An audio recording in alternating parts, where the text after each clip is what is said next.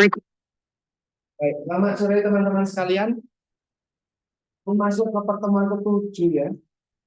Artinya minggu depan adalah hari yang membahagiakan. Ya, hari yang membahagiakan untuk saya dan diri yang bisa sehat. Ya. Hari ini kita akan discuss tentang gagal jantung. Kalau minggu lalu Burut katanya sudah menyampaikan soal penyakit jantung koroner, toh? Jadi ada arteria koroner yang tersumbat, arteri koroner yang tersumbat oleh plak. Sehingga ketika tersumbat oleh plak,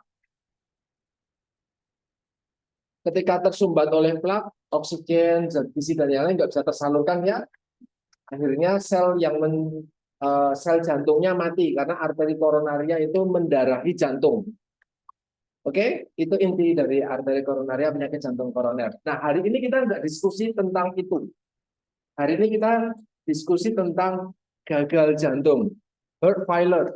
Kalau dulu namanya CHF, congestive heart failure. Sekarang cukup SI aja, heart failure aja. Tapi sebenarnya maknanya sama. Oke, kita akan discuss tentang heart failure atau gagal jantung. Teman-teman, nah ini ilustrasi sebenarnya jantung enggak juga sebenarnya ya, penampilannya nanti teman-teman akan lihat di slide berikutnya bagaimana jantung itu mengalami kematian jantungnya, cardiac arrest, dan kematian mendadak. Nah, ini di sini kalau kalian perhatikan kembali ya, kemarin ketika bicara tentang fisiologi dan anatomi buat teman-teman 2023 dan sekian tahun abad yang lalu, mungkin sudah lupa kita untuk teman-teman 2021. Di sini disampaikan bahwa jantung itu tugasnya cuma satu, memompa darah. Jadi dia otot, bener-bener otot satu genggam besar itu dia full oleh miokardial. Otot, kardial ya kardio, jantung. Bener-bener otot. Istirahatnya cuma 1/11 detik. Belum istirahat, udah gerak lagi. Nggak ada istirahat. Nara tengah sosek, nggak. Nah, sosek artinya ya time up ya, tidak ada lagi. Nah, tujuannya cuma memompa darah. Ini tujuannya hanya memompa darah ke seluruh tubuh. Artinya ya dari kepala sampai kaki termasuk jantung itu sendiri, gitu ya. Nah, di sini disampaikan bahwa jantung adalah mesin pompa yang mengalirkan darah ke semua sel. Jadi bayangkan, semakin badannya besar, jantungnya butuh bekerja semakin gede atau enggak? Ya, dia butuh bekerja lebih keras. Semakin badannya kecil kayak postur tubuh yang lebih kecil tentu relatif lebih dibandingkan dengan besar. Walaupun tidak seperti itu, tidak selalu seperti itu ya. Yang teman-teman yang posturnya kecil belum tentu detak jantungnya lebih slow ya, lebih pelan belum tentu. Nah, di sini disampaikan kenapa harus darah dikirimkan ke semua sel. Kita kemarin belajar bahwa sel salah satu organelnya namanya mitokondria adalah tempat pernafasan sel. Di situ oksigen dipakai untuk proses metabolisme. Ya, jadi oksigen dari udara sekitar ini ditransport ke setiap sel lewat perantara darah. Nah, darah biar bisa nganter oksigen ke setiap sel dia butuh dipompa. Itulah kenapa di sini disampaikan darah akan menuju ke setiap sel tubuh. Ya, dia akan mentransport oksigen dan zat gizi ke semua sel tubuh sehingga dia tetap bekerja dengan baik. Oke, apa soalnya? Belajar buat fokus sama saya, Pak. Oke, yang kedua, itu adalah fungsi jantung, kerja dari jantung. Sekarang kita akan belajar tentang ruangan dari jantung. Ya, jantung punya 4 chamber, 4 ruangan. Yang atas namanya atrium, kanan sama kiri. Yang bawah namanya ventricle, kanan sama kiri, gitu ya. Ini cuma untuk mempermudah tampilannya seperti ini. Di atas ini yang warna biru, ini diganti. Nah, sini adalah atrium kanan, ya, di kanan dan sini adalah kanan dan sini adalah kiri. Oke, teman-teman bisa lihat sendiri dia adalah warna, ini adalah biru, jadi gambaran untuk mempermudah kita. Kalau biru itu artinya darahnya banyak karbon dioksida. Karbon dioksidanya dari mana? Dari semua sel-sel tadi. Di mitokondria terjadi proses pernafasan sel pembakaran. Hasil pembakarannya namanya karbon dioksida. Kayak kalian bakar sampah, asapnya. Oke, dari seluruh tubuh, kan seluruh sel tubuh. Maka dibawa dipompa oleh darah, oleh jantung juga, dipompa balik mana ke jantung. Nah, buat ngapain? Buat dipompa. Dipompa kemana? Kalian bisa lihat di sini. Dipompa untuk menuju ke paru. Buat apa? Ditukar. Ditukar dengan apa? Karbon dioksida. Darah penuh karbon dioksida ditukar menjadi darah yang bawa oksigen. Oke? Jadi dari seluruh tubuh, mau dari lower ataupun upper, dari seluruh tubuh, penuh karbon dioksida. Kas dari metabolisme sel terus dibawa masuk ke atrium kanan, masuk ke atrium kanan, kemudian ini dipompa ke paru. Oke. Nah, ketika sudah masuk ke ini paru, ketika di paru nanti ada alveolus, di situ ada infusi udara, oksigen bertukar dengan karbon dioksida. Terus karbon dioksida ini tenang. Nah ini di sisi lain kita bernafas, oksigennya masuk ke alveolus, di alveolus ada difusi dengan karbon dioksidanya ditangkap sama hemoglobin. Oksigennya ditangkap sama hemoglobin. Oke, terus dibawa kemana? Ini tadi dari ini dulu dibawa ke paru, ya kan misalnya ada paru di sini, dia masuk ke paru di sini, kemudian dari paru dia masuk ke atrium kiri, dia masuk dengan sedang membawa oksigen. Dia masuk ke atrium kiri, masuk ke ventricle kiri, terus kemudian dia akan dipompa lagi ke seluruh tubuh ini. Nah, untuk mengingatkan oksigen yang bawah. Nah, itu fisiologi normal. Sampai sini ada yang belum paham. Angkat tangan kalau belum paham. Daripada saya sampai jauh bilang lagi. Mumpung belum jauh. Siapa yang belum nangkep? Ini fisiologi dasar. Bagaimana jantung bekerja. Dan yang aliran darah secara sederhana. Ada yang belum nangkep? Oke, wes, terus, dah ya. Nah, oke, jadi itu jantung fungsinya memompa, dia bagian kanan ataupun bagian kiri. Bagian kanan dia memompa ke paru untuk dibawa ke paru. Setelah itu masuk dari paru, reaksinya masuk ke sini ke atrium kiri, kemudian ke ventricle, dipompa lagi ke seluruh tubuh. Jadi ini lubangnya. Oke. Ini disampaikan terdiri dari atrium kanan dan atrium kiri, dua ruangan, dan informasinya tadi sudah saya sampaikan. Normalnya kemampuan pompanya itu sekitar 60%, 55-60%. Artinya jika ada taruhlah 100 mili darah masuk ke jantung, 100 mili 100 mili ya dari paru, 100 mili dari paru dia masuk ke jantung, itu tidak 100-100-nya akan dikirim ke seluruh tubuh.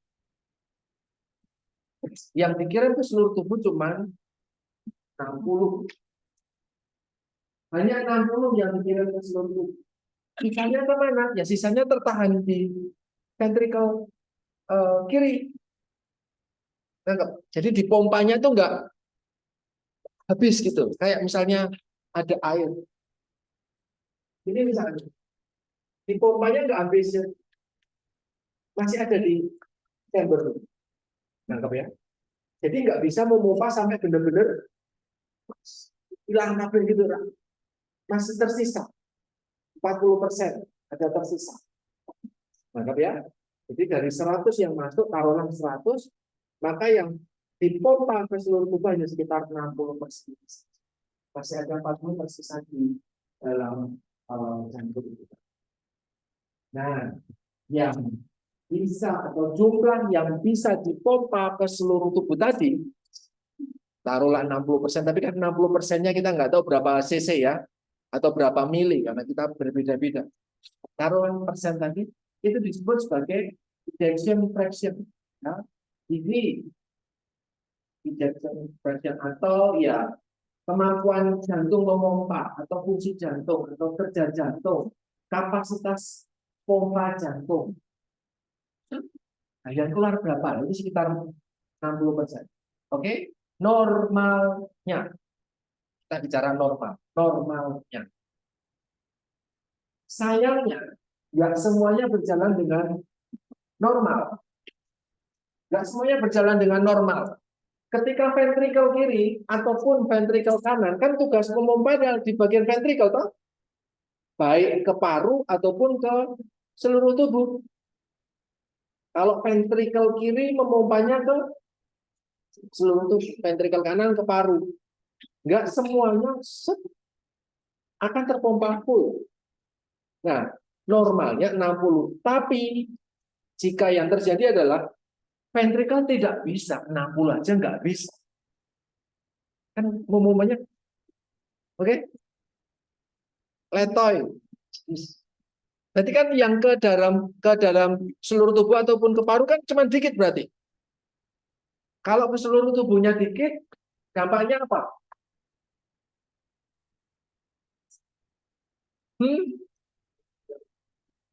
Karena apa bisa? Nah,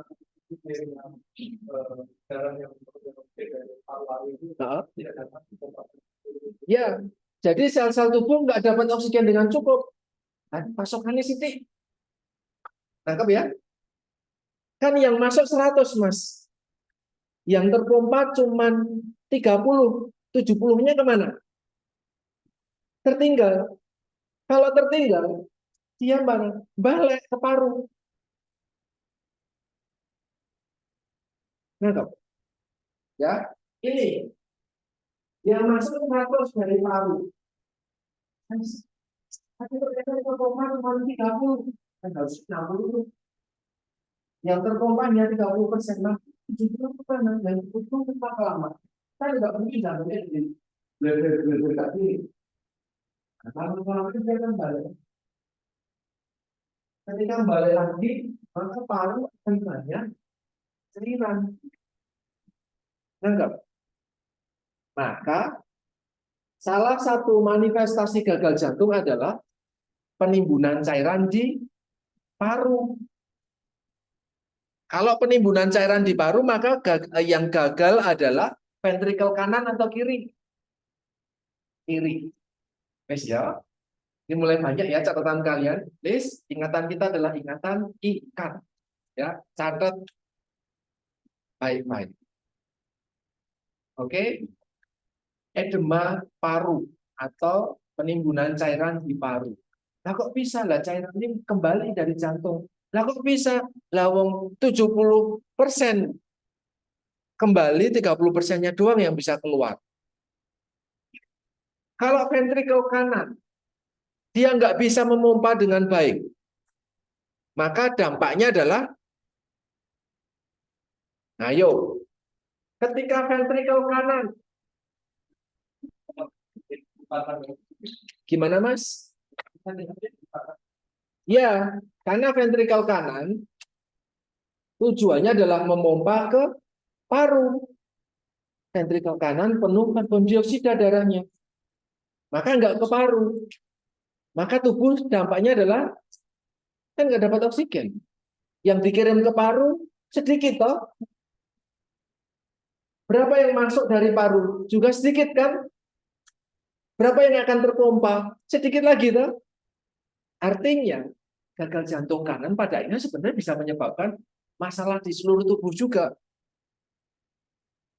Darah yang dari seluruh tubuh nggak bisa masuk jantung toh. Nggak bisa masuk paru toh. Balik mana ke seluruh tubuh, ya kan? Kalau dia dari biru ini harusnya turun dan semuanya tersalurkan 60% tersalurkan, tapi ternyata tidak, maka darahnya kemana? Kalau ventrikel kanan, darahnya kemana? Kalau tadi ventrikel kiri, darahnya balik ke jantung. Kalau ventrikel kanan, karena cuma dari jantung doang sumbernya. Apa namanya? Vena portanya cuma dari jantung. Dari jantung, sorry. Dari paru. Jadi dia baliknya ke paru. Tapi kalau ventrikel atrium kanan, nerima darah dari mana? Dari seluruh tubuh, bagian atas sama bawah. Itu kava superior, kava inferior. Terus darahnya lari kemana kalau kembali? Ke atas atau ke bawah? Atau kedua-duanya? Ke bawah. Nggak mungkin ke atas. Emang lawan gravitasi. Nah, berarti darahnya ke bawah. Kalau darahnya ke bawah, dampaknya apa? Ya, jadi manifestasi gagal jantung berikutnya adalah timbunan cairan di ekstremitas bawah. Karena ataupun bukan cuma di ekstremitas bawah sebenarnya, bisa juga di rongga perut kan organ bawah juga. Nggak bisa tuh disalurkan ke paru.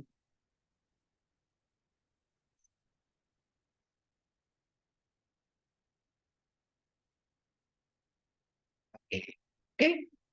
Bisa dipahami ya? Nah, jadi ketika jantung kemampuan pompa jantung turun hingga 30%, darah aliran kembali lagi ke badan, maka muncullah kondisi yang disebut congestive heart failure. Congestive itu artinya timbunan cairan. Congestive, ya, congestive heart failure tumbuh dan kemudian pasien atau orang tersebut akan mengalami begitu banyak tanda gejala yang tadi saya sampaikan. Ya, itu garis besar diskusi kita hari ini. Kuliahnya selesai. Ayo, nah, kan ini baru omongan kedua slide. Sebenarnya sudah selesai. Kalau bisa memahami dengan ya, teman-teman nanti bisa membaca lagi jurnal yang saya sampaikan. Ya, itu sangat baik buat kalian. Oke, refresh sebentar yang video. Jadi kalau dengan adanya video ini saya jadi semoga bisa di post nanti di YouTube ya, nggak terkena duplikasi. Ya. Ini adalah jantung yang dia mengalami sudden death. Ini jangan tanyakan sakitnya, rasa sakitnya seberapa, gitu jangan tanyakan.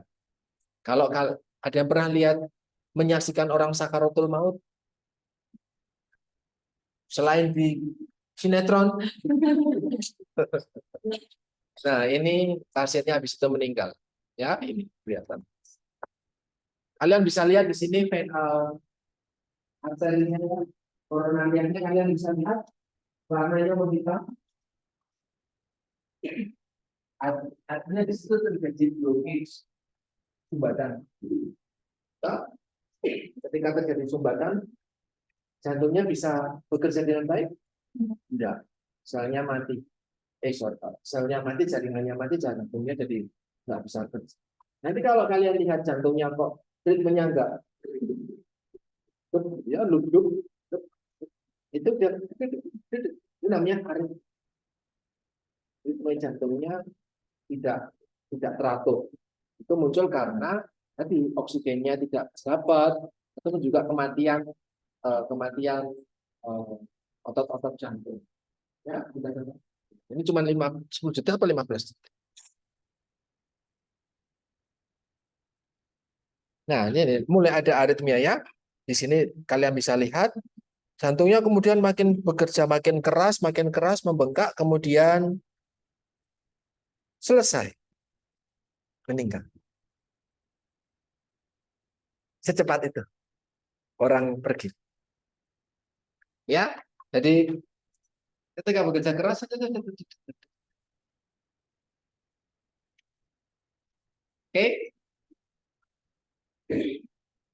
ini cuma dari gambar, tapi itu beneran. Dan tetapi pasien yang meninggal. Ya, nah itu adalah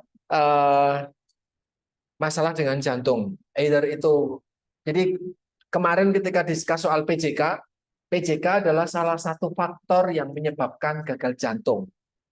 Sehingga jantung tidak bisa berfungsi sebagaimana mestinya. Kenapa? Ya karena ada sumbatan. Dampaknya apa? Ya karena sumbatan otot jadi nggak bisa kerja. Ada aritmia, mengalami gagal jantung. Ya, itu jadi kenapa materi ini diberikan setelah penyakit jantung. Jadi teman-teman punya basic knowledge dulu tentang ya. Oke, ini adalah konsep sederhana tentang progressive profiler adalah sindrom yang kompleks yang berdampak atau merupakan dampak dari semua hal atau apapun itu masalah atau gangguan struktur atau gangguan fungsi. Jadi misalnya nggak kerja, ototnya nggak kerja, ada sumbatan, kemudian katupnya bermasalah. Ya kan harusnya ada katup ketika jantung, ketika darah mau masuk katupnya buka toh. Ketika jantung darahnya sudah masuk, maka kan katupnya nutup. Toh, biar nggak bocor toh, biar bisa dipompa sepenuhnya. Tapi mungkin katupnya bermasalah, ototnya bermasalah, sistem kelistrikan jantung bermasalah. Ya, jantung itu di, diawali dengan listrik. Di situ ada gerakan dari sinoatrial, ya, ada sel yang prekursor listrik itu yang menggerakkan jantung nggak selesai-selesai, nggak capek-capek selama puluhan tahun dan bahkan mungkin katanya Nabi Adam 900 tahun nggak selesai-selesai itu jantung itu misalnya gitu. Atau apapun itu, iya. Ini kita lihatnya dari sini dulu. Ini kalau jantung normal itu sebenarnya yang tadi di gambar awal itu cuma penampakan seperti ini, sebenarnya penampakan biar kita lebih mudah memahami chambernya jantung, ruang-ruang. Sebenarnya tidak ada ruang juga. Ya, cuma pembuluh darah yang ukurannya cukup besar. Kemudian dililit otot. Ya, otot tersebut yang membawa seperti kalian megang selang panjang kemudian gitu. Dia jadi lebih maju.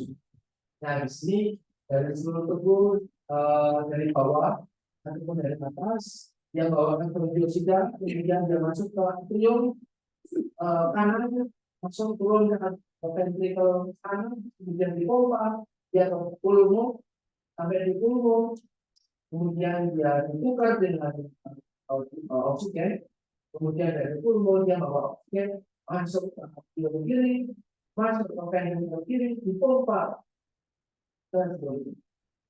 Oh, ya seperti itu. Oke.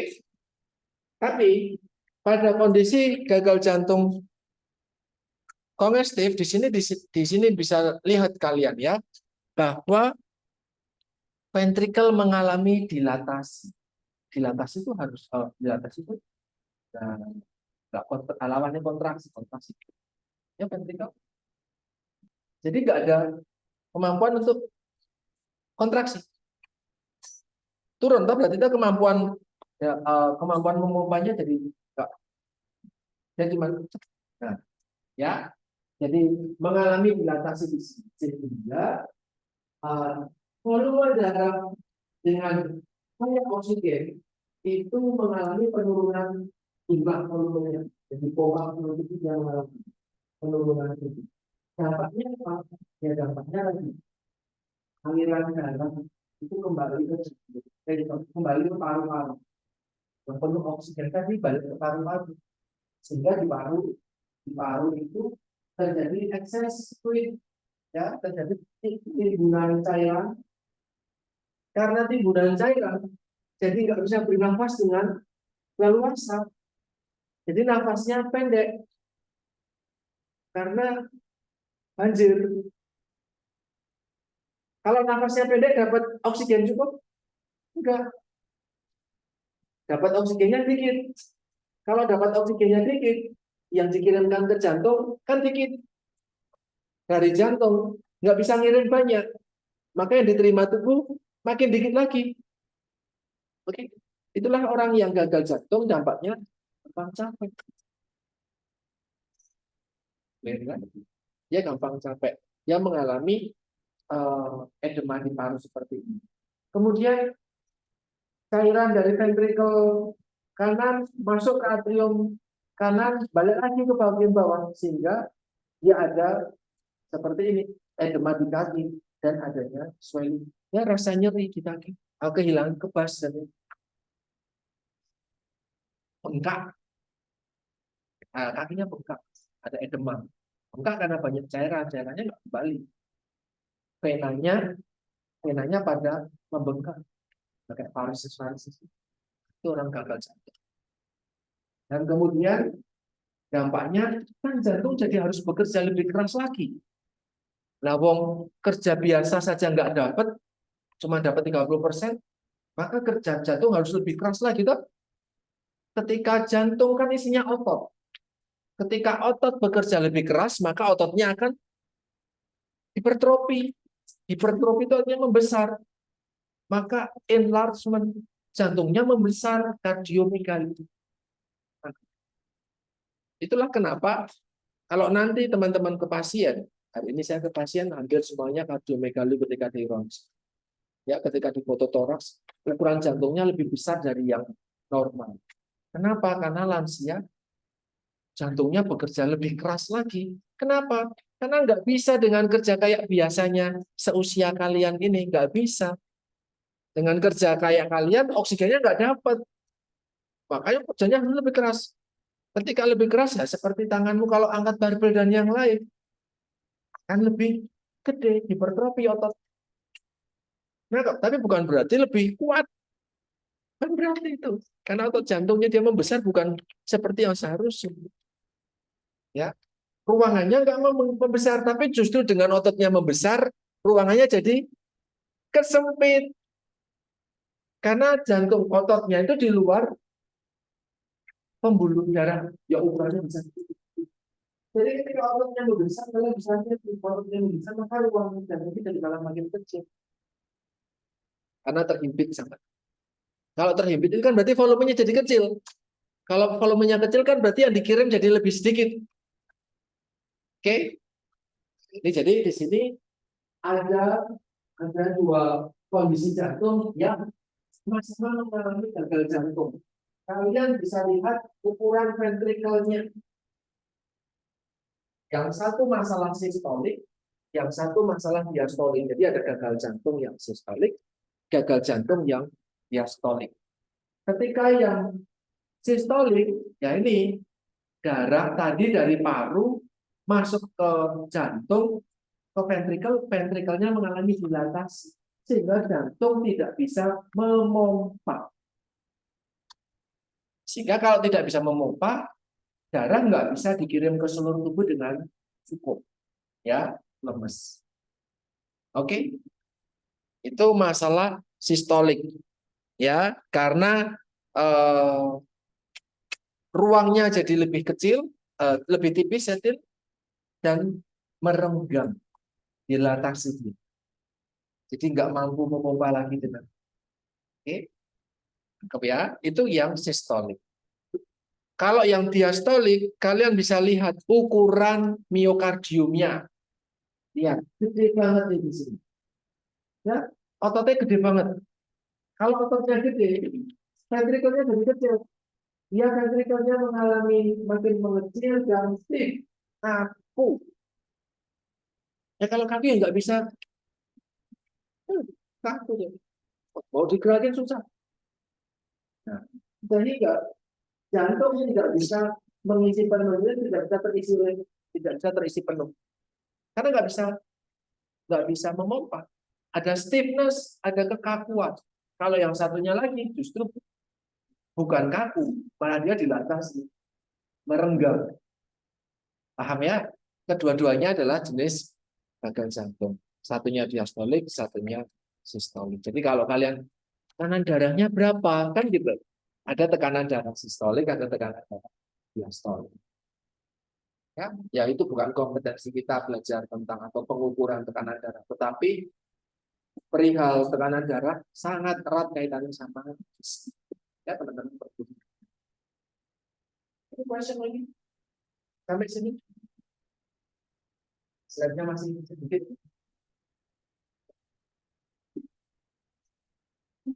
Tapi sebenarnya yang saya jelaskan sudah menjelaskan 40 slide.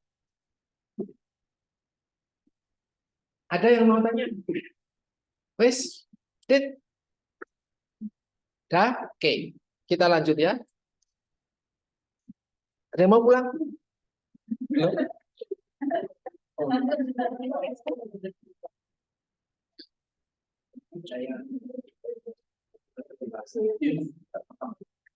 Pak, saya pulang aja, Pak. Beranya. Mau pulang? Silahkan tutup pintunya dari luar. Ditutup dari luar pintunya. Oke, kita lanjutkan ya. Nah, ini ada tipe-tipe gagal jantung. Tadi sempat saya ceritakan tentang gagal jantung sistolik dan gagal jantung diastolik. Oh iya. Tadi saya sampaikan di sini penjelasannya dulu bahwa gagal jantung adalah masalah terkait gangguan struktur atau gangguan fungsi sehingga ventrikular yang tidak bisa terisi atau tidak bisa menginjeksi, tidak bisa memompa, tidak bisa terisi darah, tidak bisa memompa. So di sini ada 4 setidaknya, gagal jantung diastolik, gagal jantung sistolik. Ada gagal jantung kanan, ada gagal jantung kiri. Tadi sudah sempat disinggung. Kalau gagal jantung kiri, maka yang berdampak langsung saat itu adalah paru, karena darahnya balik ke paru. Dampak kedua adalah ke seluruh tubuh, karena seluruh tubuh nggak dapat oksigen. Ya, itu gagal jantung yang kiri. Ya, di sini disampaikan bahwa gagal jantung kiri, yang kiri, gagal jantung kiri bahwa ventrikel kiri tidak bisa untuk memompa darah dengan proper, dengan baik. Kemudian gagal jantung kanan, di sini dikatakan bahwa ventrikel kanan dari jantung tidak bisa memompa darah.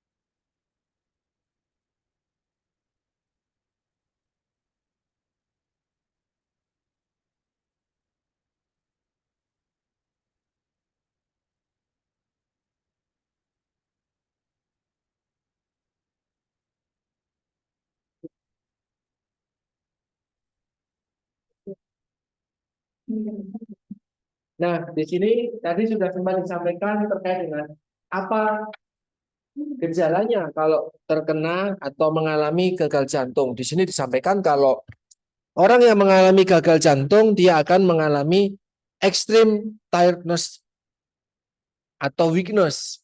Jadi dia sangat gampang capek. Karena setiap kita gerak, kan butuh oksigen lebih tambah lagi. Energi lebih tambah lagi. Zat gizi lebih banyak lagi. Tapi sayangnya darahnya nggak bisa dialirkan dengan baik. Sehingga oksigen nggak bisa ke seluruh tubuh dengan baik. Gizinya nggak bisa ke seluruh tubuh dengan baik. Sehingga seseorang tersebut jadi gampang nggak bertenaga. Weakness. Dan dia gampang capek juga.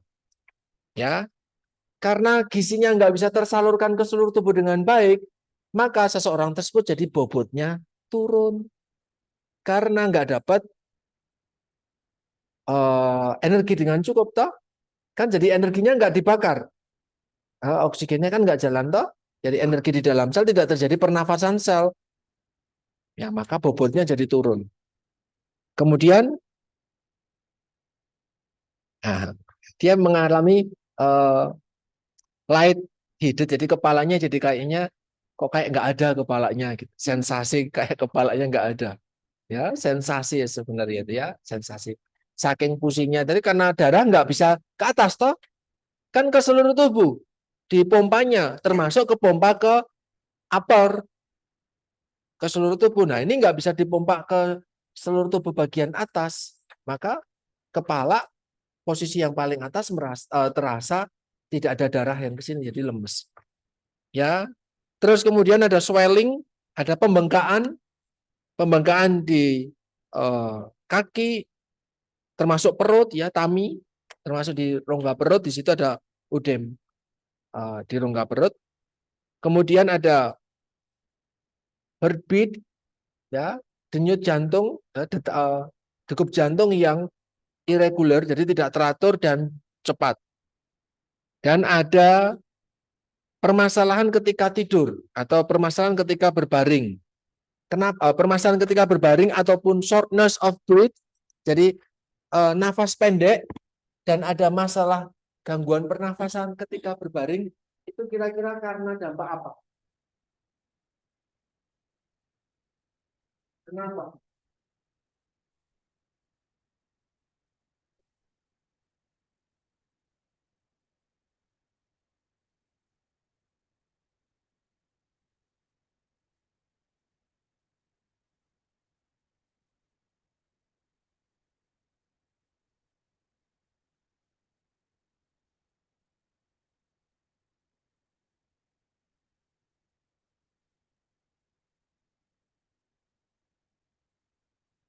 Kira-kira nafasnya jadi pendek ataupun ketika tidur nggak bisa bernafas dengan lancar karena fungsi yang bertugas untuk mengatur pernafasan paru. Nah, parunya kebak dengan air. Jadi dia nggak bisa mengembang dengan baik. Tapi nanti ada gambar di mana bukan hanya tidak bisa mengembang dengan baik, tetapi edemanya itu bukan di selaputnya parunya doang gitu loh. Tapi sampai ke alveolusnya ada air di situ. Kalau di dalam alveolus ada air, dampaknya apa? Nggak bisa ada difusi oksigen dengan karbon dioksida. Apakah akan ada oksigen yang dikirimkan kembali ke jantung untuk dipompa? Nggak ada. Makanya dia nafasnya jadi susah. Berikutnya belajar tentang diri kita sendiri. Ini tubuh kita sendiri. Saat ini puji syukur masih dalam batas yang normal. Tapi kita nggak tahu. Karena ternyata masalah gagal jantung tidak hanya pada lansia. Semakin ke sini semakin mudah.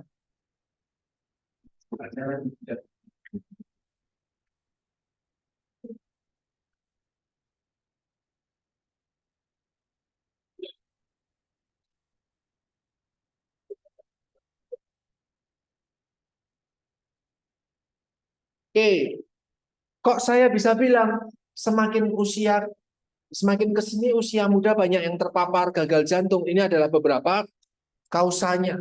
Yang pertama adalah penyakit jantung koroner, coronary artery disease. Di sini ada sumbatan. Ketika terjadi sumbatan kan jadi oksigennya nggak tersalurkan dengan baik. kematian sel, ototnya nggak bekerja. Kemudian serangan jantung, bencana kelistrikannya atau kematian sel. Kemudian ada kondisi diabetes, hipertensi, atau gangguan ritme dari jantung, ya, aritmia tadi. Nanti akan didiskusikan sebentar. Dan di luar itu ada beberapa komorbid yang lain, ya, faktor yang memperparah kondisi seperti obesitas, aneka macam terapi kanker, masalah kongenital, jadi masalah genetik bawaan gitu ya. Kemudian ada masalah jantung, mungkin itu radang atau peradangan jantung. Oke, kita masuk ke slide yang cukup panjang. Slide-nya mirip-mirip, tapi ini mempermudah teman-teman karena kalau dulu saya harus menulis di papan tulis. Karena papan tulisnya ada penuh, hapus. Jadi nggak ada recordnya. Sekarang akan lebih mempermudah di sini. Ya, yang pertama adalah heart failure. Kita ulangi lagi. Ketika jantung tidak bisa memenuhi kebutuhannya, kebutuhan tubuh kita, kebutuhan oleh oksigen, jantung tidak bisa memenuhinya. Jadi outputnya jadi sedikit. Ya, ada systolic heart failure di mana jantung tidak bisa memompa dengan kuat. Ada diastolic heart failure, jika jantung tidak bisa terisi penuh oleh darah, tadi tidak bisa terisi penuh. Dampaknya ya jantung darah kembali ke paru. Karena paru jadi keisi air, maka disebut dengan congestive heart failure. Oke? Karena congestive itu artinya darahnya balik, terus daerahnya tertimbun. Ya. Nah, congestive heart failure itu menyerang begitu jutaan manusia di seluruh bumi, ya, dan menyebabkan kematian, dan itu disebabkan oleh banyak faktor sebenarnya. Ada iskemik itu kematian sel jantung, ya, karena nggak dapat oksigen, atau masalah terkait dengan katupnya, valvular disease, ya. Itu semuanya baik ototnya, jaringan sel-sel jantungnya mati, ataupun masalah di katup itu bisa menyebabkan congestive heart failure. Itu pembuka. Saya akan menjelaskan soal persen-persen tadi. Barangkali teman-teman ada yang masih belum nangkep. Cuman gengsi buat bertanya. Ya, yang pertama adalah systolic heart failure, di mana jantung tidak bisa memompa dengan cukup. Memompa kemana? Terutama ke seluruh tubuh. Karena ketika memompa ke seluruh tubuh, dia harus dipompa ke seluruh tubuh dan memastikan dia balik. Kan nggak ada yang pompa dari kaki. Iya kan? Jadi ketika dipompa, darah ke seluruh tubuh sampai ke seluruh sel, masih punya tenaga buat kembali lagi ke atas. Oke, itulah kenapa ya. Jadi dipompa ke seluruh tubuh dan memastikan sampai ke seluruh sel, terus bisa kembali lagi dengan membawa karbon dioksida naik lagi ke atas. Oke, nah itu sistem ya. Jadi ada yang namanya stroke volume. Stroke volume artinya ini kan darah masuk nih dari paru, darah masuk dari paru, dia kemudian dia kan berapa yang bisa keluar karena ya, dia adalah volume darah per menit. Kalau kita kadang menamakannya dengan cardiac output CO, ya, jumlah darah per menit yang bisa dikeluarkan oleh jantung. Karena itu yang akan dihitung toh ke seluruh tubuhnya, kan itu yang bawa oksigen, ya, cardiac output.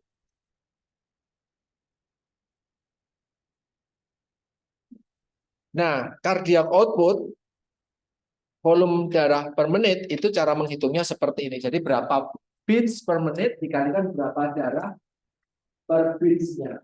Taruhlah teman-teman, Secara normal, jantung kita itu berdetak 1 menit itu 70 kali. Kan harusnya kalau 1 detik 60 kali itu. Kalau 1 menit, dep, dep, dep, gitu. Makanya tadi saya sampaikan 1/11 detik. Jadi belum sempat istirahat sudah gerak lagi. Ya, normalnya sekitar 70, taruhlah 70 itu per menitnya. Dengan volume sekitar 70 mililiter per beatsnya. Karena harusnya sekitar sekitar 70. Nah, ini kalau dikalikan karena satuannya seperti ini maka sekitar 4.900 mililiter per menit. Artinya darah keluar dari jantung ke seluruh tubuh sekitar 5 liter. Normal sekitar 5 liter. Ini darahmu balik 5 liter. Minuman itu baru 600 cc. Maka sekitar 9 sampai 10 kali. 9 sampai 10 botol. Kamu bisa bayar. Itu sebanyak itu akan untuk memompa darah sini. Oke, sekitar 5 liter. Nah, kemudian stroke volume ini warna ungu. Kemudian ada total volume. Kan nggak semuanya tersalurkan ke seluruh tubuh. Ada sisa atau tadi disampaikan. Nah, yang ke seluruh tubuh ditambah yang sisa itu disebut sebagai total volume. Total volume sekitar 110 cc. Maka ada sekitar 40 yang tersisa di situ. Ya. Volume yang keluar adalah 70, totalnya adalah 110, maka tersisa itu di sini di ventricle chamber sini dan sekitar 40 normalnya, sehingga jantung ini disebut dengan ejection fraction tadi di awal apa sih fraksinya itu sekitar 60-an%. Jadi kalau fraksinya sekitar 50 sampai 70 itu masih normal. Jadi nggak semuanya ke seluruh tubuh, enggak. Karena masih ada yang sisa, nggak apa-apa. Ketika sisanya persentasenya 50 sampai 70, dia masih dalam kategori normal. Kalau sisanya 40 sampai 50, ya borderline batas antara normal sama nggak normal.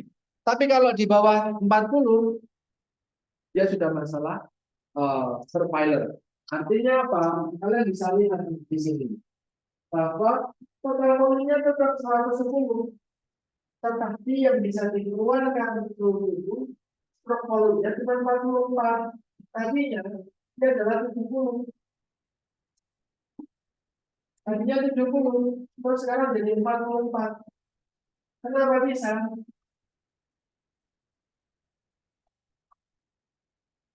Artinya, ventrikelnya tidak bisa memompa dengan baik. Ketika tidak bisa memompa dengan baik, 110 kurangi 44, tetap masih sedikit. Maka 110, maka fraksinya hanya sekitar 40%. Fleksibilitas tetap sekitar 40%. Tapi kemampuan. Maka di sini ada masalah gitu. Jantungnya kemampuan dan di dalam omongan. Ya, 40% ke bawah.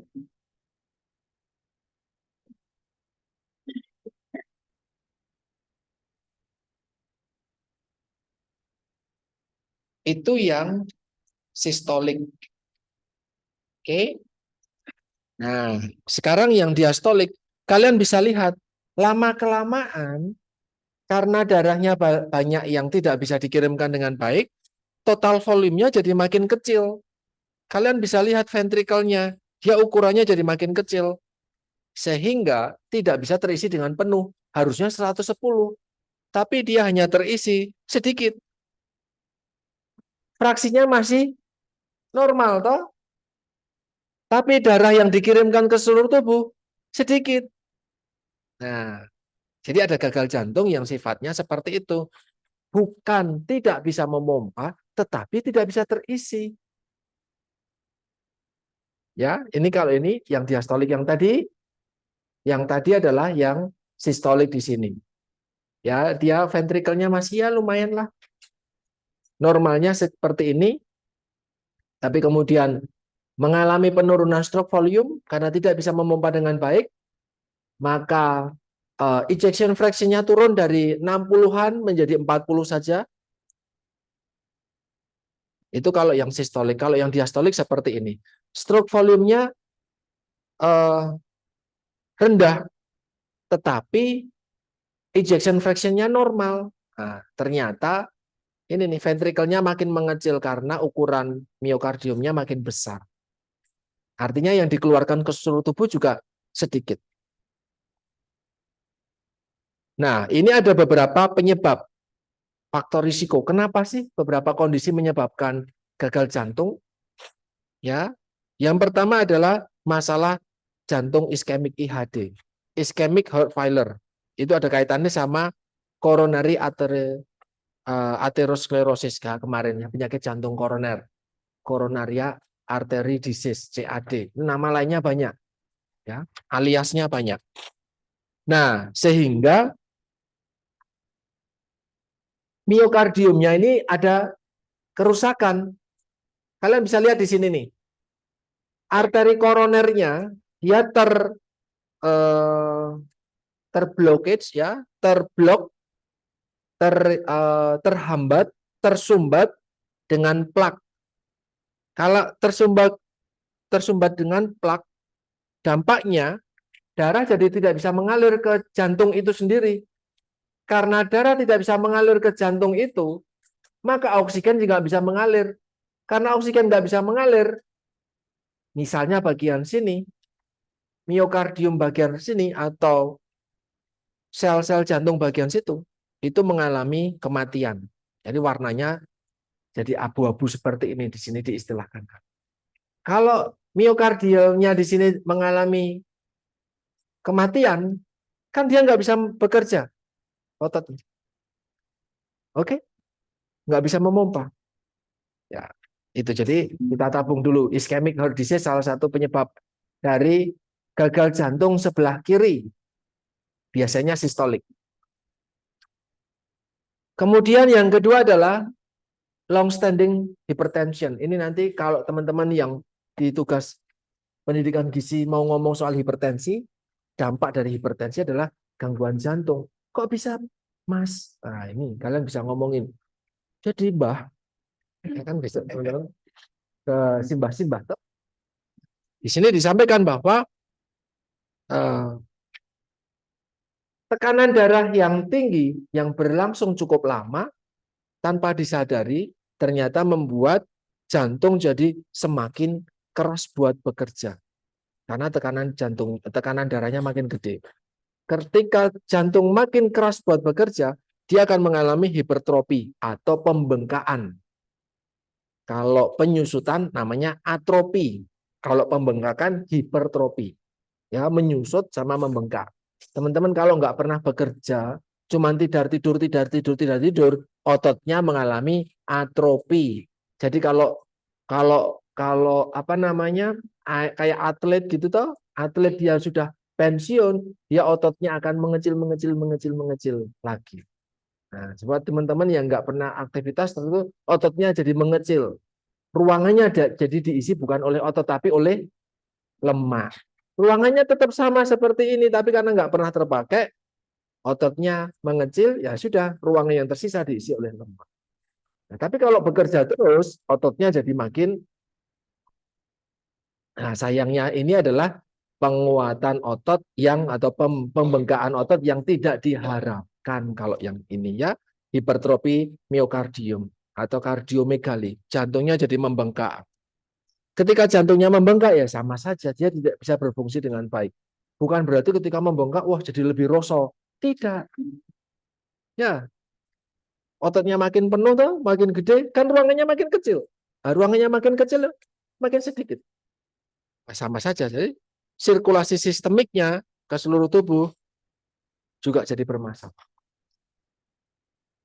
Nah, dampaknya apa? Peningkatan kebutuhan oksigen tetapi tidak diikuti dengan kemampuan jantung menyediakan pompa dengan baik. Ya. Dia jadinya dampaknya adalah kontraksinya jadi lemah. Kontraksinya lemah nih di sini. Ya, miokardiumnya bisa digambarkan keriput, ya, sehingga peredaran darahnya jadi makin sedikit. Long standing hypertension jadi faktor risiko yang kedua setelah iskemik. Yang ketiga adalah kardiomiopati. Ya, kematian sel-sel jantung. Ya. Ketika terjadi dilatasi, ya, ada otot-otot jantung mengalami dilatasi, ia mengalami pelemasan, relaksasi, ya, dilatasi itu rileks, ya, makin mengalami pelemasan sehingga ruangnya jadi makin besar, chambernya, volumenya jadi makin gede. Karena volumenya makin gede, kemampuan mengisinya sebenarnya jadi bertambah dong. Ya, sehingga butuh kontraksi makin gede lagi, toh. Jadi kan butuh pompa yang makin kuat lagi karena yang dipompa sekarang makin gede.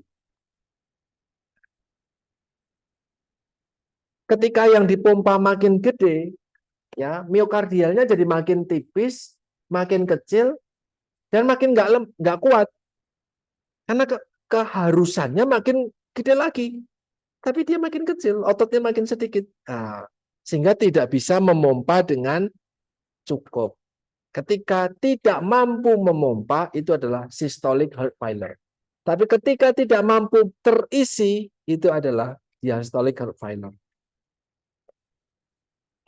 Nah, itu tadi systolic heart failure. Oke, bernafas dulu. Ya, dari tadi ambil, ngeluarin nafas. Nah, sekarang bernafas dulu. Ada yang mau tanya? Nggak tahu mau tanya apa, Pak, gitu. Ya udah, minggu depan saya aja yang tanya. Toh? Ada yang masih mau bertanya?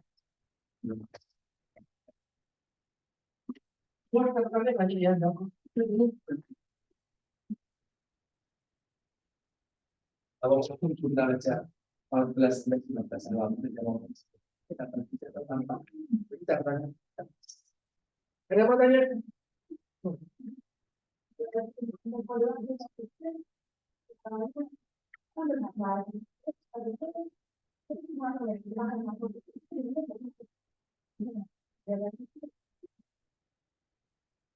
Apakah ketika kita tahan nafas, jantungnya ikut berhenti?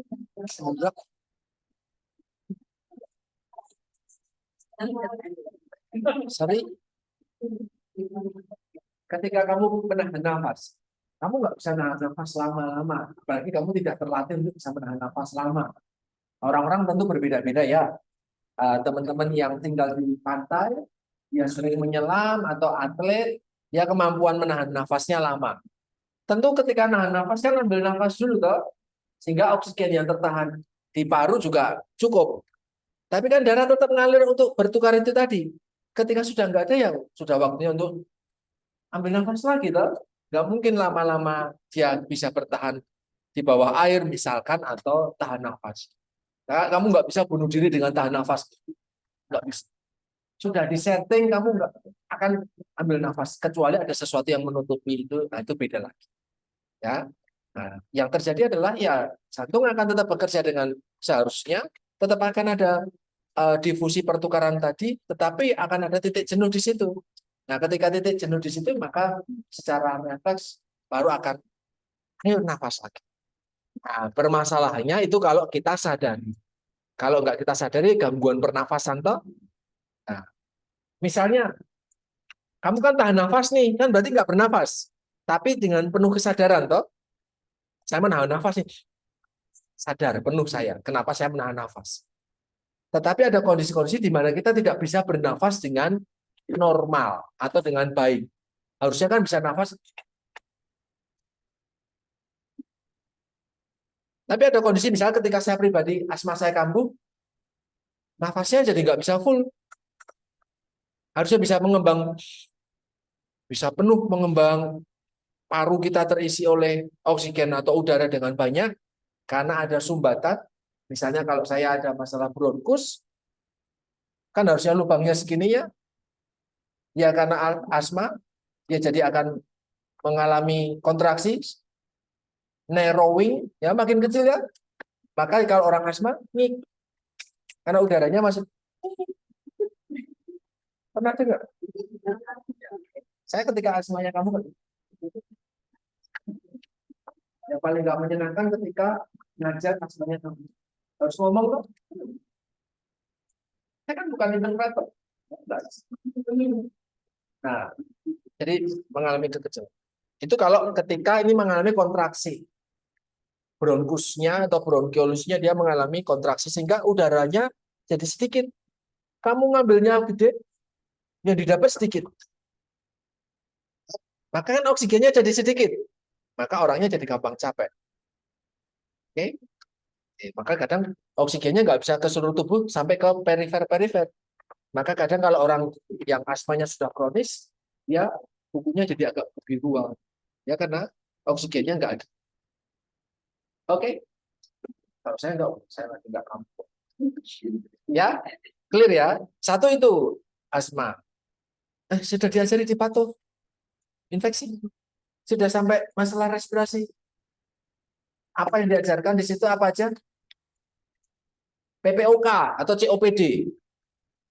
Penyakit paru obstruktif kronis atau kronis CO obstruktif pulmonary disease COPD. Itu juga sama. Ya, dia terjadi karena polutan rokok. Ya ada dua fase emfisema itu kemampuannya sampai ke bawah, kemudian kematian alveolusnya tadi banyak yang tidak bisa bekerja sehingga difusinya jadi sedikit, ya kan? Obstruktif. Tempat difusi oksigennya itu kan di alveolus. Nah, alveolusnya rusak, tidak bisa atau apa sehingga oksigennya jadi nggak bisa tersaluran kemana. Difusinya jadi nggak ada. Makanya kalau ketemu paru obstruktif, dia gampang sesak nafas. Jadi sama-sama sesak, tapi penyebabnya berbeda. Oke? Nah, kalau yang satu itu masalah infeksi, jangka panjang dan kronis. Yang satunya lagi masalah mungkin hiperalergi, hipersensitivitas. Jadi dia bisa dilatasi lagi. Ya, kalau yang paru obstruktif, ya itu baru paru obstruktif. Nanti akan belajar apalagi selain COPD. Pneumonia. Dan nanti bedain ya pneumonia sama pneumonia AE. Kalau AE itu disebabkan karena jamur, bakteri, pneumonia AE. Jadi nggak bisa pakai vaksin. Bisa pakai vaksin. Kalau yang satu pneumonia, ya pneumonia. Radang, Pak. Ada lagi? Cuma dua. Asma sama TB. Sudah sampai semuanya. Ya, itu ya Mbak ya. Ada yang mau tanya lagi? Saya kebetulan cuma ngajar. Sudah enggak belajar. Oke, ya kita lanjutkan lagi. Kalau yang tadi adalah gagal jantung kiri, mayoritas adalah sistolik. Kalau sekarang gagal jantung kiri yang dia adalah diastolik. Kemampuan mengisinya kecil. Kalian bisa lihat di sini ventricle kirinya jadi kecil. Berbeda dengan yang sebelumnya. Di mana ventricle-nya dia besar. Ventricle-nya terlalu besar, kebutuhan kekuatannya jadi gede, tapi malah nggak terisi, ya toh. Sekarang kekuatannya gede, ventricle-nya kaku, stiffness-nya kaku, sudah kecil kaku, ya, maka nggak bisa terisi. Ya, nah, penyebabnya apa? Hipertensi. Nah, maka kadang hipertensi itu kadang tidak disadari sama para lansia. Nggak terima kalau dicek, tekanan darahnya tinggi. Ya nggak apa-apa ya, namanya lansia ya. Ciri khasnya tekanan darahnya tinggi. Enggak gitu juga. Oke. Nah, di sini ada hipertrofi. Kalian bisa lihat ya, di sini mengalami pembengkakan, hipertrofi, kemudian semakin kecil ruang untuk terisi darah, maka menjadi diastolic heart failure. Nah, pertama penyebabnya adalah hipertensi Apa penyebab yang kedua? Adalah aortic stenosis. Ya, stenosis itu artinya narrowing, makin kecil. Ketika makin kecil yang pembuluh darah aortanya makin kecil, kan ini aorta ini yang ke arah ke seluruh tubuh toh? Ini kan dari paru masuk ke atrium ke ventrikel terus dibuang ke seluruh tubuh. Nah, aortanya ini mengalami stenosis. Dia mengalami pengecilannya narrowing. Ketika mengalami narrowing, maka dampaknya juga sama lagi, hipertrofi tadi. Karena dia butuh kayak selang ditutup. Kan jadi tekanan darahnya tinggi toh, darahnya jadi banyak. Nah, dia butuh tenaga yang lebih besar lagi. Maka di sini mengalami hipertrofi. Ya, jadi penyebabnya ada hipertrofi ya genetik. Yang kedua adalah aorta stenosis, dampaknya sama. Ya, hipertrofi konsentratif. Ya, hipertrofi sama arteriosklerosis, aortic stenosis. Ya, ini menjadi faktor risiko kedua dan ketiga. Dan yang keempat ada restriktif kardiomiopati, sama ya. Stiver dan ya kaku dan tidak bisa bekerja dengan baik. Ya, tidak fleksibel. Dampaknya tidak bisa terisi dan tidak bisa merenggang dengan baik. Ya, mengalami gagal jantung diastolik. Ya, restriktif kardiomiopati. Yang berikutnya adalah masalah ini, kalian bisa lihat di sini ya, bahwa ketika dia sedikit, ventrikelnya sedikit, maka yang keluar juga sedikit. Ketika yang keluar sedikit, salah satunya mengarah ke ginjal. Maka kalau darah cairan ke ginjalnya sedikit, ginjal bekerja dengan sistem renin, angiotensin, aldosteron. Salah satu sistem yang bertugas mengatur tekanan darah dan cairan tubuh. Dalam menjaga cairan tubuh. Nah, cairan yang masuk sedikit, maka kan harus ada penyesuaian, toh? Nah, dampaknya ini tadi. Darah jadi tidak bisa tersalurkan dengan baik. Kemudian kemampuan untuk mengembalikannya juga semakin bermasalah. Ya, itu. Itu tadi kalau misalnya ke seluruh tubuh. Ini gambar ini menjelaskan bahwa kok bisa ada masalah di paru ataupun di seluruh tubuh, timbunan cairannya. Kalian bisa lihat di sini bahwa ketika darahnya jadi ini disampai misalnya tebal ya, 100 ml. Tapi di sini ventrikelnya sedikit, maka darah yang akan keluar makin sedikit. Tubuh jadi mengalami timbunan cairan ya ke seluruh tubuh. Kemudian karena dia mengalami darah yang keluar sedikit, maka sisa darahnya dia kembali lagi ke paru. Maka di dalam paru jadi ada timbunan cairan. Kalian bisa lihat di sini, kalau di alveolus itu ada timbunan cairan, proses difusinya, pertukaran udaranya jadi terhambat. Jadi oksigen tidak bisa bertukar dengan karbon dioksida dengan baik. Prosesnya seperti ini teman-teman. Ini memburu kapiler. Ya, kapiler tidak sentuhan sama sekali. Tidak proses sentuhan dengan alveolus. Ini adalah alveolus paling kecil, paling kecil dari kami. Itu tidak. Harusnya ketika darah di sini tepat, darah dari sini, di sini penuh karbon dioksidanya akan diusi ke alveolus. Walaupun di sini ada darah, dia akan diusi di sini karbon dioksidanya. Alveolus terus kemudian dibuang ke nafas. Oksigen tidak akan diusi di sini, jadi dia membawa oksigen dari masyarakat. Ya, itu proses distribusi yang normal. Sayangnya ada cairan yang mengisi alveolus ini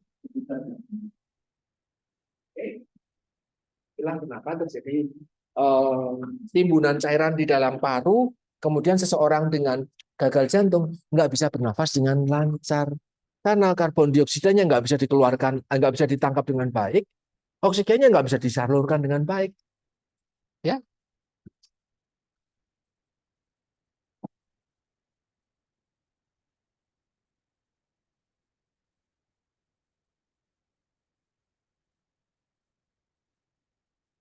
Maka orangnya jadi sesek, jadi gampang sesek, nafasnya nggak bisa, udah mentok nih, parunya nggak bisa berkembang juga karena isinya cairan.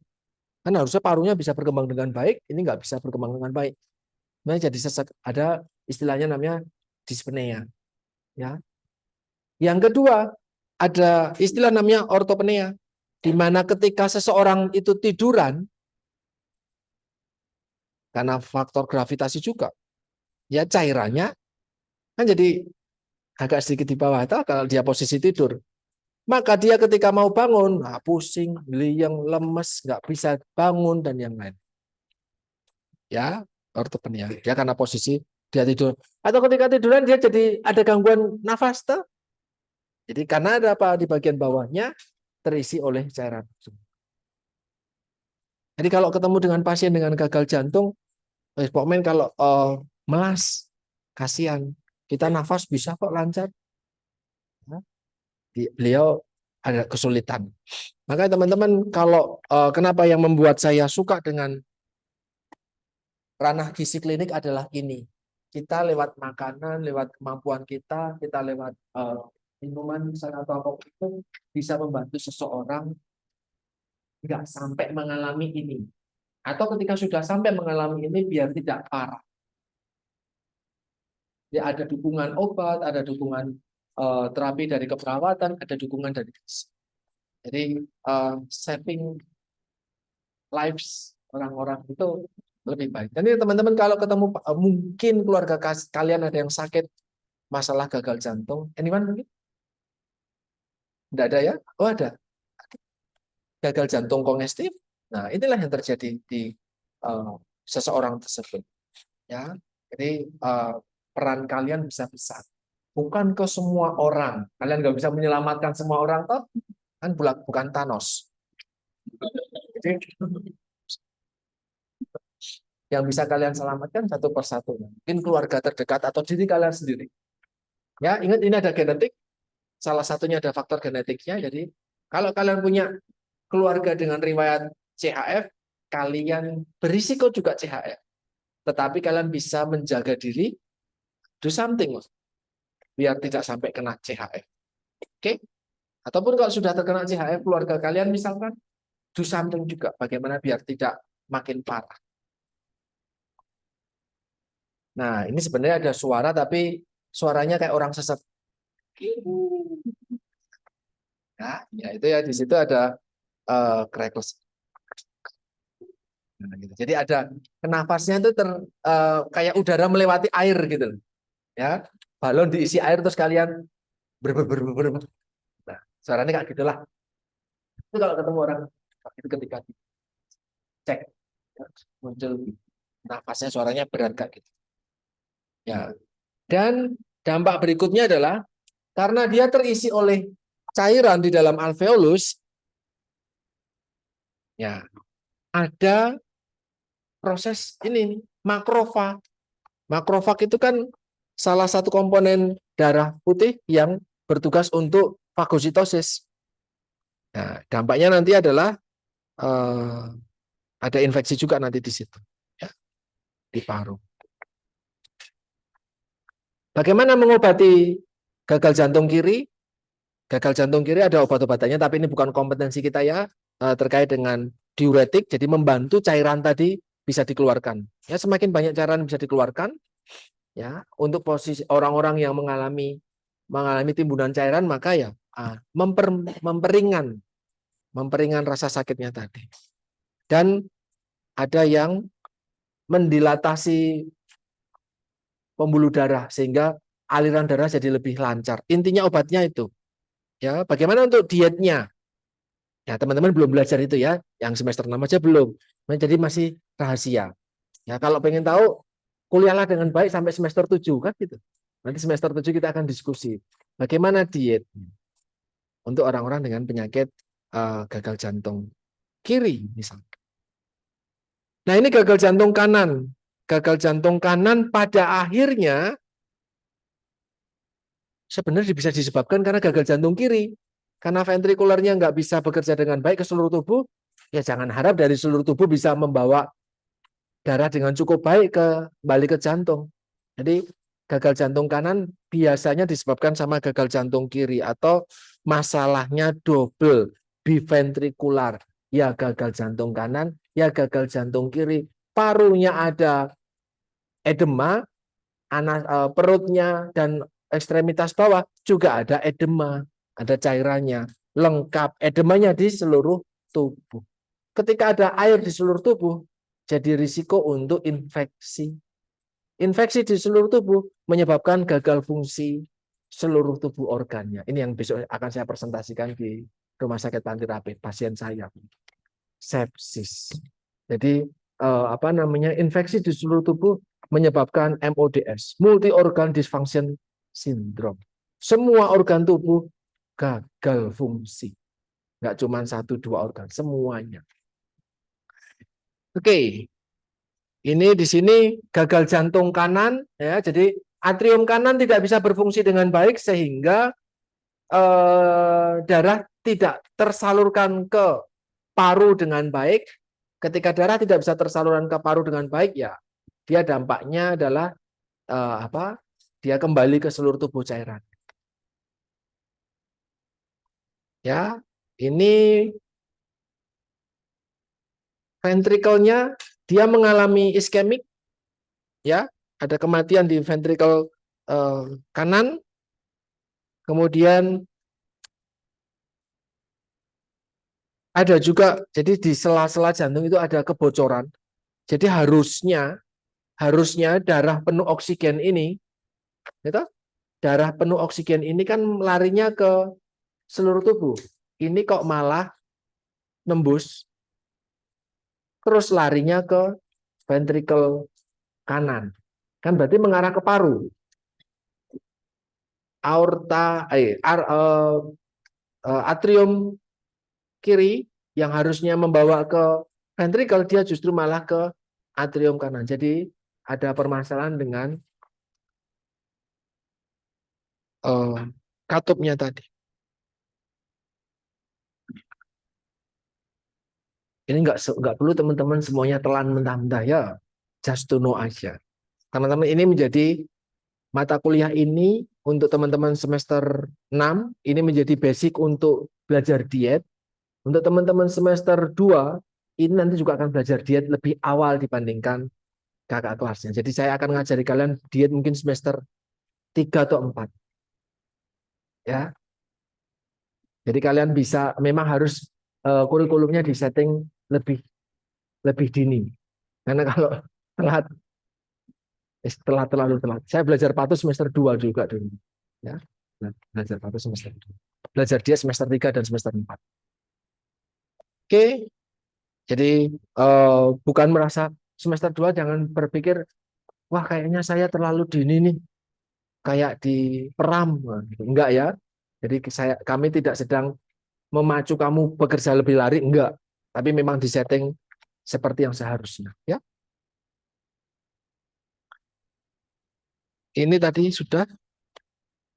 Nah, karena jantung tidak bisa memompa darah ke paru dengan baik, maka jadi ada beberapa kondisi seperti ini.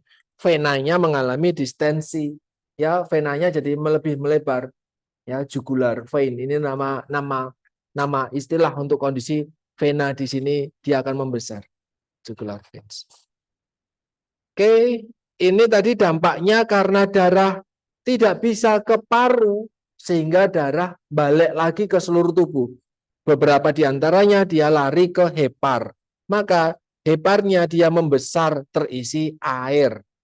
Heparnya terisi air, dia prolong congestion, terisi oleh air, dia akan mengalami gagal fungsi hepar. Heparnya mengalami sirosis. Sudah sampai sirosis? Belum? Sirosis hepatika? Belum?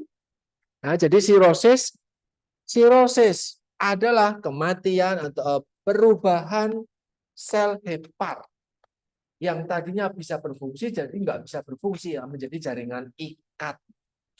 Jaringan ikat itu seperti ada yang punya kayak saya ini apa namanya? Kalus. Kalau luka terus eloi.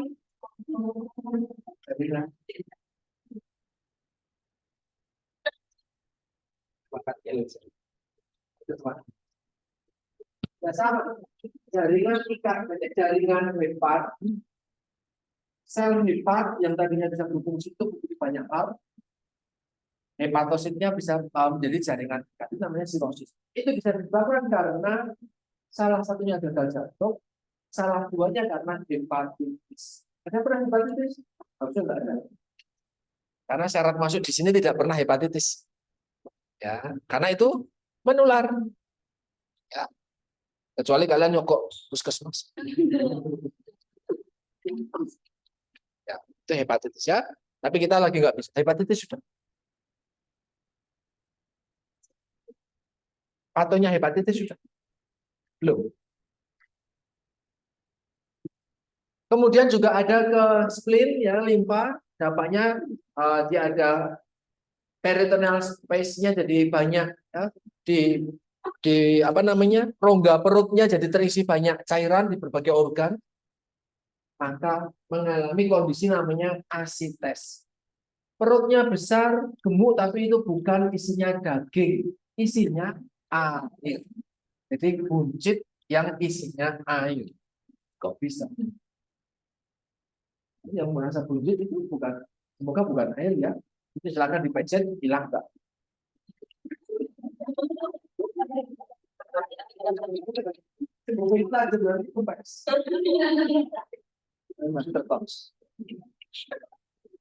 Nah, ini contohnya. Selain ke rongga perut, air juga lari ke karena gravitasi, lari ke ekstremitas bawah, ke kaki, sehingga kakinya mengalami pembengkakan edema kaki. Ya, piting edema ya, dikit ya, gambarnya ya. Teman-teman silakan lihat kakinya teman-temannya lagi dipecet. Seharusnya ya enggak lah kalau kalian sampai ke apa namanya piting edema, mungkin ya nggak sempat kuliah toh karena sakit apa. Jadi bisa terjadi pada orang yang gizi buruk, albuminnya rendah jadi cairannya keluar. Kalau ini bukan cairan yang keluar, memang cairannya ketambahan cairan gitu ya, banjir cairan. Nah ini saya kemarin akhirnya setelah belajar pato, saya jadi tahu kenapa seseorang itu punya komplikasi yang banyak di pasien saya kemarin. Ada sepsis, MODS, ada multi organ dysfunction syndrome. Kemudian ada berawal dari CHF.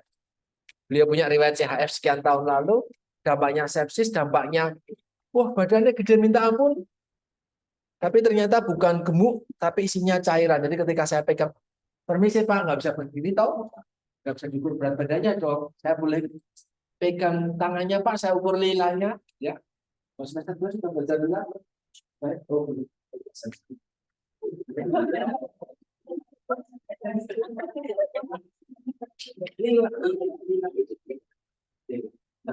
namanya panjang ulna.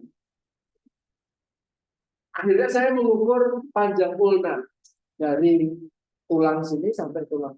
Saya diukur panjangnya berapa? Pas saya pegang, ketika saya pegang, badannya panas, hangat, tapi klemer-klemer gitu loh, kenyal-kenyal, itu isinya air. Ketika saya pegang ya, tangan saya lepas, kan saya angkat. Ini toh. Nah, lepas tangan saya. Ada bekasnya. Tangannya. Enggak ada. Bukan enggak ada.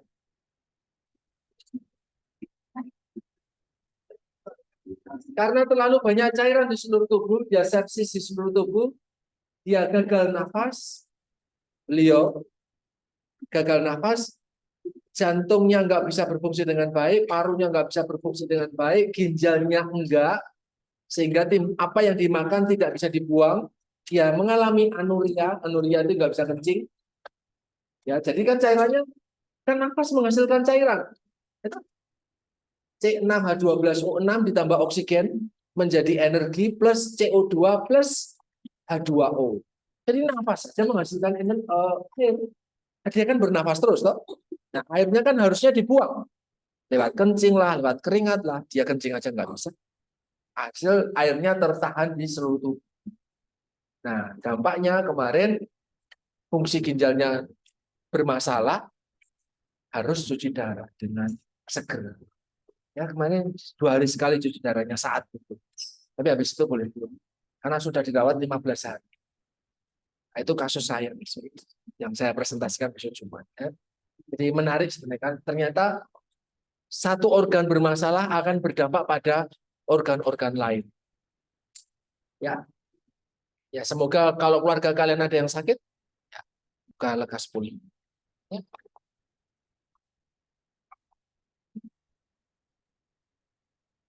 Untuk gagal jantung kiri kanan, pengobatannya sama, ya, kan cairan kanan dampaknya memang cairan. Ya, ini apa hubungan tadi? Ritme jantungnya jadi nggak bisa bekerja, tidak teratur ritmenya karena otot-ototnya semakin kecil, dinding ototnya semakin kecil dan dia mengembang. Di sisi lain, dinding ototnya juga semakin tebal, kemudian mengalami ischiemia.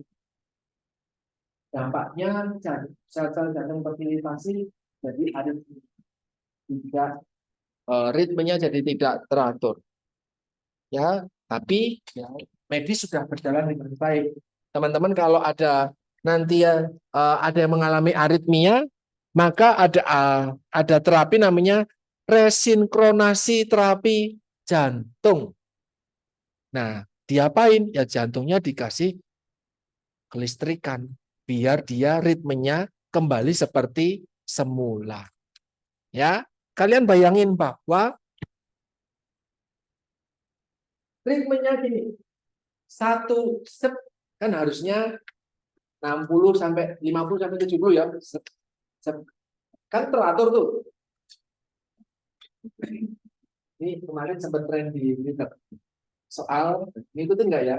Soal bapak suami mengantar istrinya karena istrinya kejang, tensinya tingginya minta ampun, degup jantungnya sampai 200. Padahal normalnya sampai 90 sampai 100 aja. Dia 200. Artinya 200 per menit.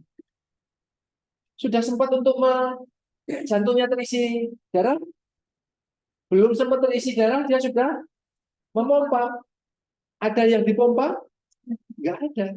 Dapat apa kemudian seluruh tubuh? Nggak dapat. Makanya ibunya jadi kehilangan kesadaran. Karena kecil banget nih. Belum terisi. Dia cuma gerak gini doang. Otot doang yang kontraksi terus-menerus. Oke? Kencang banget. Dampaknya ternyata karena suaminya sering marah-marah. Ngikutin nggak? Enggak. Nah, hasil terapinya adalah disinkronisasi. Dihentakkan dengan alat setrika. Ya kan, sinetron mungkin juga nggak foto. Saya kebanyakan makasih. Dikasih kelistrikan. Nah, di dalam tweet tersebut, silahkan main tweet nanti. Mungkinan saya akan rindu ke chat-chat tertentu. Mungkin kalian akan lihat saya. Suaminya yang tadinya marah-marah dan agak sedikit acuh sama istrinya, jadi kasihan dan nangis karena lihat istrinya disetrum. Yang tadinya 200, dia makin dikit. Ada keberhasilannya, ya kembali seperti seharusnya. Tapi kalau belum berhasil, ya malah lepas. Kan dialiri listrik. Karena jantung sebenarnya dialiri listrik. Untuk dia bisa bekerja, sinoatrial itu mengirimkan impuls listrik. Tapi ini juga sih yang gede. Nah, dia terkejut. Nah, dia sampai 2 kali saat itu. Berjanji ketika suami istrinya sudah sadar lagi, denyut jantungnya sudah normal lagi, seperti sedia kala, suaminya berjanji, saya nggak marah-marah.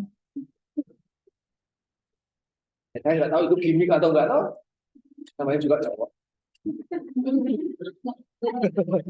Oke.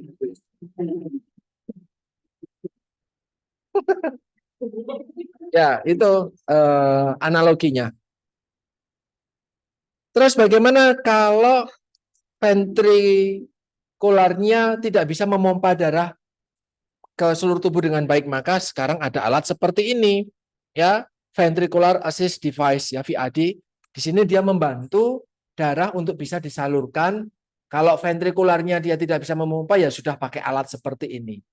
Dia bisa akan mengarahkan ke seluruh tubuh dengan lebih baik. Ya, tentu teman-teman jangan berharap di dalam tubuh kalian ada banyak alat-alat gitu ya. Tapi ini ada bagaimana mempertahankan hidup seseorang, ya. Paling enggak teman-teman jadi punya informasi lah. Walaupun mungkin ini bukan ranah kalian, tetapi kalian bisa lebih memahami. Bagaimana jika berlangsung lama gagal jantung kanan, gagal jantung kiri, sistolik dan diastolik, di mana ventrikularnya kecil, miokardiumnya membesar dan tidak bisa bekerja. Ya, di sini ada penggambarannya keriput dan biru-biru seperti ini, artinya banyak yang mengalami iskemik, toh. Maka salah satu caranya adalah transplantasi ganti. Ada yang mau?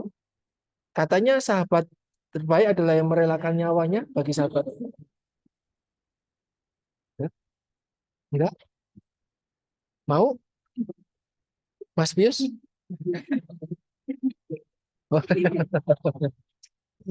Ya, ya saya belum pernah menangani kasus transplantasi jantung. Kalau ginjal pernah, hepar pernah. Jadi heparnya, sebenarnya kita cuma punya hepar satu ya. Kalau ginjal kan dua, satu buat beli Mac, satu buat beli iPhone, pas. Satu miliar, yang sini berapa? Ecer. Nah, tapi kalau transplantasi jantung saya belum pernah dapat kasusnya. Mungkin bisa, mungkin ada, tapi saya belum pernah. Jadi saya nggak bisa cerita. Nah, jadi fungsi jantungnya sudah nggak bisa berfungsi dengan baik. Dipompa nggak bisa, diandelin nggak bisa, cuma bikin penyakit. Ya sudah diambil aja ganti yang lain. Tapi saya belum tahu. Ya, semoga tidak ada kayak gitu. Tapi ini adalah ending dari gagal jantung kongestif, terapi endingnya transplantasi. Itu yang bisa saya sampaikan. Wah, maaf, saya lepas tadi kan hujan, lupa. Itu yang bisa saya sampaikan hari ini kuliahnya. Semoga bisa memberikan informasi buat teman-teman soal gagal jantung kongestif. Ada mungkin pertanyaan? Bisa? Ya, sudah bisa dipahami ya. Oke, sampai ketemu lagi di kesempatan selanjutnya di hari yang bahagia. Minggu depan. Minggu depan kan saya janjiannya ada kelas itu ya. Ada, oh itu Senin ya. Ujian saya mengajar menguji kan Senin 9/29. Ini kan 30-nya. So prepare tanggal 30. Tinggal nunggu nanti saya sama Bu Ruth akan diskusi apakah soalnya esai, apakah soalnya multiple choice,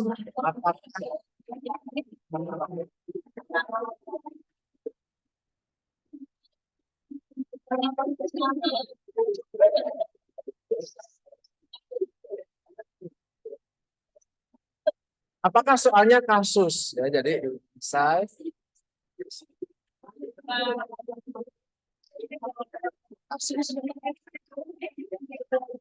atau MCQ dan esai.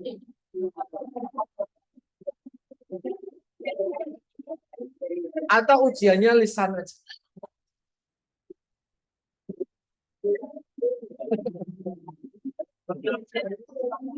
Enak tahu ujian lisan itu sebenarnya satu persatu datang.